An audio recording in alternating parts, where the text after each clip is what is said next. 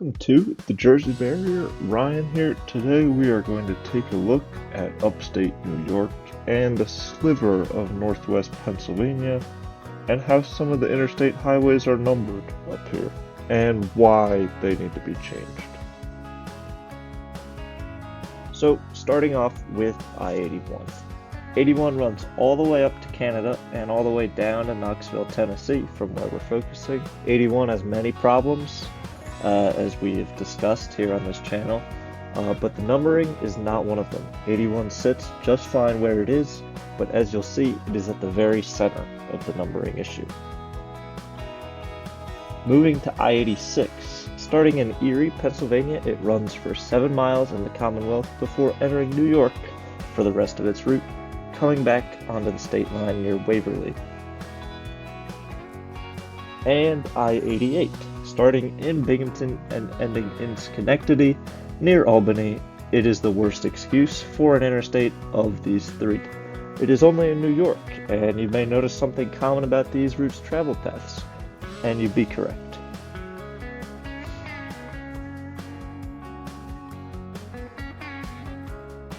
The center of all three of these is Binghamton, New York. Just north of the state line, Binghamton sits as a three-way interstate junction. But should it be? This is what we will be investigating. So here we are setting up the route lines: 81 in red, 86 in green, 88 in blue. You can see they are not all concurrent at the same time, but 81 intersects with both. An important thing to note is what just popped up. The black line denotes New York Route 17, and we'll touch on that in a bit.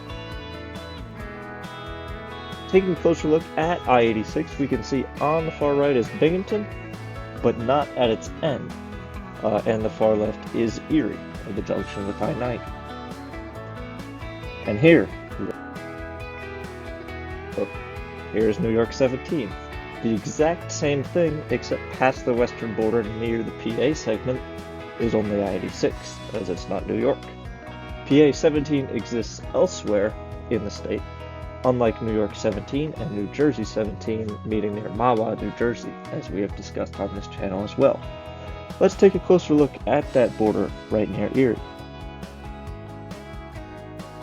Here we find ourselves in Erie, Pennsylvania, aptly named for its proximity to Lake Erie. And here's the junction. We can see that it is a direct interchange with I-90, and this will be important to consider. And now we switch gears to talking about 88 once again. Starting in Binghamton, it runs northeast to yet another interchange with I-90. I-90 goes up towards Syracuse and then comes back down to the other junction in Erie. Here we find ourselves in Schenectady, very nearby to Albany, the state capital. And zooming out slightly from where we just were, you can see 87 and 90 in Albany, which is where the thruway switches numbers from 87 and 90. And 87 becomes the Northway, and of course 88 and 90 just outside of Schenectady, right here at this junction. So we come back to Binghamton, and just some remarks that I am basing this thing on. The portion of 86 concurrent with 81 and east to the town of Windsor is completely pointless, especially since it is also New York 17. There's not a lot of traffic to begin with, and a state route would serve it fine, especially with the interstate infrastructure already in place. I-88 is not traversing multiple states, as the interstate designation would suggest, and there is not really high demand for travel between Binghamton and Schenectady, especially not at a 2-digit interstate level. And finally, as you have seen, the western terminus of 86 is at 90, and the eastern terminus of 88 is at 90 as well. So keep that in mind. We will move into our propositions for addressing the numbering. With Prop 1.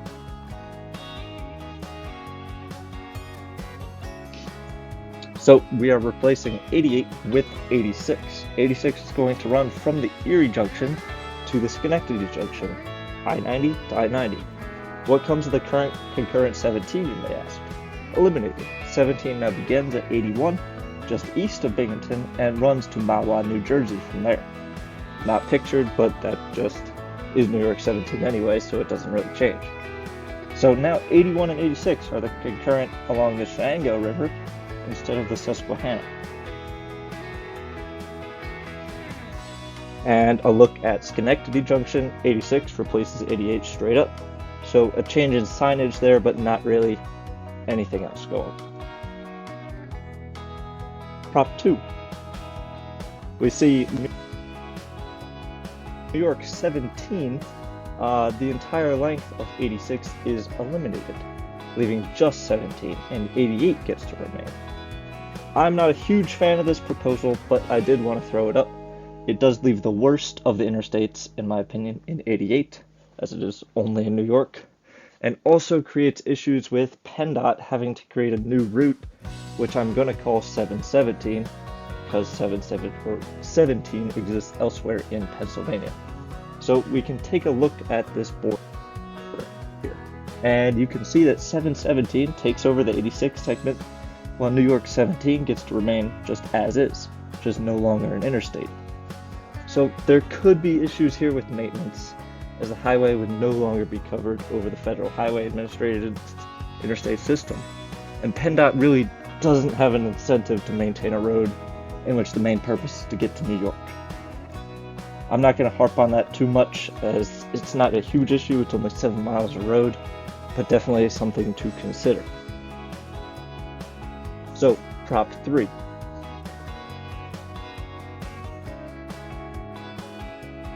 Here we have the same as Prop 2, except 88 is also eliminated and converted into a spur of 81, which I'm going to call 981. There are no 981s in the entire country, so just picking that number because why not? This does solve our big problem of eliminating both of the semi-useless interstates and converts 88 into a spur of 81, which it really already is if you think.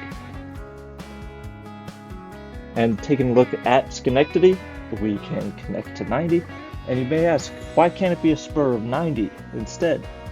Well, it gets more complicated, but we will get to that in a minute. And for Prop 3, the Erie Junction is the same as Prop 2, with the similar issues as described earlier. And finally, Proposition 4. So here we kind of have a culmination of all the different propositions with the new route of I-90, which I'm calling 690. 17 will start at 81, like in Prop 1, and run to the Jersey line. 81 and 690 will have brief concurrency along the Shenango River before 690 goes up to Schenectady. So we're taking a look at Erie here, and this is the simplest solution for Erie by far, as there's no difference in designation across the state line, which I think for interstate highway standards, that's very important. Like, this is as simple as it gets. The road is the same crossing that line, which is the whole point of the interstate system. And note, I did say that 690 is a loop, which is true, because it starts in I-90 here in Erie, and finishes at I-90 in Schenectady. The current combination of 86 and 88 is already kind of an alternate to I-90, the New York Thruway, which is obviously tolled. 86 and 80 are free, but take almost an hour longer, which is okay if you want to stop in Corning, Waverly, Binghamton, or Aniana, to mention a few towns, but probably not worth it otherwise, because going on the Thruway is going to be faster to get to cities like Syracuse, Buffalo, or Erie. So that's the purpose of auxiliary routes or 3-digit interstates, but I did mention a problem with using the I-90 spur. And that problem brings us to the city of Syracuse in Onondaga County, a comparatively huge city to the three we have discussed. Syracuse currently has I-690 as a spur off the thruway, connecting to I-481. So we're dealing with similar interstates up here in Syracuse as we were in Schenectady and Binghamton. So related to Prop 4, signage would need to be changed here but this 690 is much, much shorter than the proposed 690, so Prop 4 in Syracuse will follow a business 90 designation. Could look something like this. Using a business interstate is not super common, but would be compliant with standards, and for the length of this route, and if 690 were to actually become a thing through Binghamton, it's a much better solution for everyone involved. So, we have a summary here of the propositions for solving the useless interstate problem that is centered in Binghamton, New York. Prop 1, eliminating 88 and converting it into 86, while 17 runs its current route. Prop 2, 88 stays, but 86 is gone. Just 17 through New York and PA 717 across the line. Prop 3, 17 and 717, like Prop 2, but 88 is now 981. Prop 4, everything in 690 except the remaining 17, starting at 81 in Binghamton. So, what do you guys have to say about these proposals? What would the city of Binghamton think?